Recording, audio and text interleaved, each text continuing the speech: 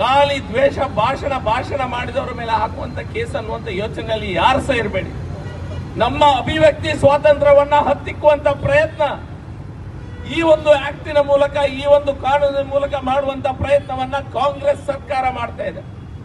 ಕಾಂಗ್ರೆಸ್ ಸರ್ಕಾರಕ್ಕೆ ತುಂಬಾ ಹೆದರಿಕೆ ಇದೆ. ಯಾಕಂದ್ರೆ ನಾವು ಭಾಷಣ ಮಾಡಿದಂತ ಸಂದರ್ಭದಲ್ಲಿ ಸತ್ಯವನ್ನ ಹೇಳ್ತೇವೆ. ಸತ್ಯವನ್ನ ಹೇಳಿದ್ರೆ ಇವರ ಗುಟ್ಟು ಬಯಲಾಗ್ತದೆ ಅನ್ನುವಂತ ಮನಸ್ಥಿತಿಯಿಂದ ಅವರು ಹೆದರಿ ಈ ಕಾನೂನನ್ನ ತರ್ತಾ ಇದ್ದಾರೆ. ಇದರಲ್ಲಿ ಹೇಗಿದೆ ಅಂತ ಹೇಳಿದ್ರೆ ನಿಮಗೆ ಸತ್ಯವನ್ನ ಮಾತಾಡ್ಲಿಕ್ಕೆ ಅವಕಾಶ ಇಲ್ಲ. ನೀವು ಸತ್ಯವನ್ನ ಹೇಳಿದ್ರೆ ಒಂದು ವೇಳೆ ಅಂತ ನೀವು ಸತ್ಯ ಹೇಳಿದ್ರೆ ನಮ್ಗೆ ಯಾರಿಗೂ ಅಲ್ಲೊಂದು ಕೋಮು ಗಲಭೆ ಆಗ್ತದೆ, ಕೋಮು ದ್ವೇಷ ಆಗ್ತದೆ ಅನ್ನುವಂತ ಮಾತನ್ನು ಹೇಳ್ತಾರೆ.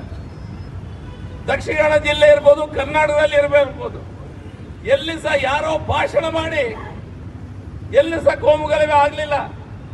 ಎಲ್ಲೋ ಒಂದ್ ಕಡೆ ಲವ್ ಜಿಹಾದ್ ಮಾಡ್ತಾರೆ, ಎಲ್ಲೋ ಒಂದ್ ಕಡೆ ಗೋಕಳ್ಳತನ ಮಾಡ್ತಾರೆ.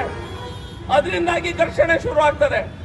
ಕೆಜೆಹಳ್ಳಿ, ಡಿಜೆಹಳ್ಳಿಯಲ್ಲಿ ಯಾರೋ ಹೋಗಿ ಭಾಷಣ ಮಾಡಿ ಪೊಲೀಸ್ ಸ್ಟೇಷನ್ ಸುತ್ತೋಡ್ದು ಬೆಂಕಿ ಹತ್ತುವಂತ ಪ್ರಯತ್ನ ಮಾಡಿದ್ದಲ್ಲ.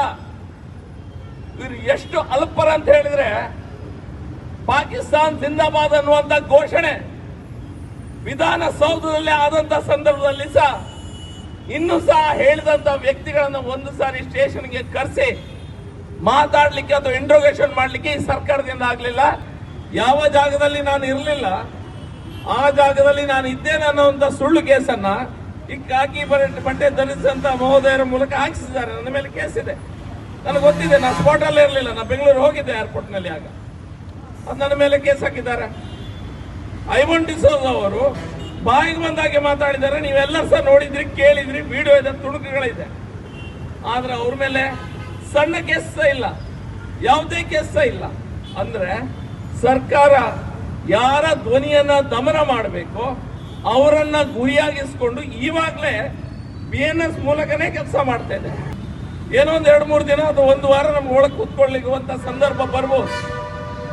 ಆದ್ರೆ ಇವರ ಉದ್ದೇಶ ಇಷ್ಟು ಮಾತ್ರ ಅಲ್ಲ, ಇವರ ವಿರೋಧ ಪಕ್ಷದ ಧ್ವನಿಯನ್ನ ಹತ್ತಿಕ್ಕುವುದು ಮಾತ್ರ ಅಲ್ಲ, ಇವರ ವಿರುದ್ಧ ಯಾರೆಲ್ಲ ಧ್ವನಿ ಎತ್ತುತ್ತಾರೆ, ಇವರ ವಿರುದ್ಧ ಯಾರೆಲ್ಲ ಮಾತಾಡ್ತಾರೆ, ಅವ್ರು ಏನ್ ಸಹ ಹೇಳ್ಬೋದು.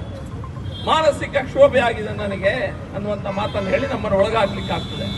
ಯಾರೊಬ್ಬ ಕಾರ್ಯಕರ್ತ ಸೋಷಿಯಲ್ ಮೀಡಿಯಾದಲ್ಲಿ ನನ್ನ ಊರಿನಲ್ಲಿ ಭ್ರಷ್ಟಾಚಾರ ತುಂಬಿ ತುಳುಕ್ತಾ ಇದೆ, ನನಗೆ ಸಮಸ್ಯೆ ಆಗಿದೆ, ಗ್ರಾಮ ಪಂಚಾಯತ್ ನಲ್ಲಿ ಒಳಗೆ ಹೋದ್ರಲ್ಲಿ ಭ್ರಷ್ಟಾಚಾರ ಮಾಡ್ತಾರೆ ಅನ್ನುವಂತ ಸೋಷಿಯಲ್ ಮೀಡಿಯಾ ಪೋಸ್ಟ್ ಹಾಕಿದ್ರೆ ಅವನನ್ನ ಎತ್ಕೊಂಡು ಹೋಗಿ ಜೈಲಲ್ಲಿ ಹಾಕುವಂತ ವ್ಯವಸ್ಥೆ ಆ ಒಂದು ಕಾನೂನು ಪೊಲೀಸರಿಗೆ ಮಾಡಿಕೊಡ್ತಾರೆ.